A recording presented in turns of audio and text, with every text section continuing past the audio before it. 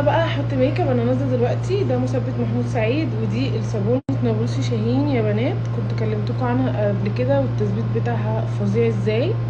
ده بقى اللي هيفضل مكمل معانا السيزون، الفاونديشن العلاجي فيه فيتامين سي وفيه سان بلوك وفيه مرطب واربعة في واحد، وبيندمج بسرعه وخفيف جدا على البشره، وينفع تحت العين وينفع للمراهقات. ولو قعدت اتكلم عليه هنا من السنه اللي جايه مفيش اي واحده ما تحبش تحط فاونديشن حاجات تقيله استخدميه.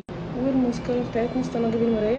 ماسكارتنا كده الحلوه، مش هحط كذا طبقه يعني عشان في السعوديه يعني. بجد الماسكارا في قلبي، شايفين ما شاء الله تحفه. استنى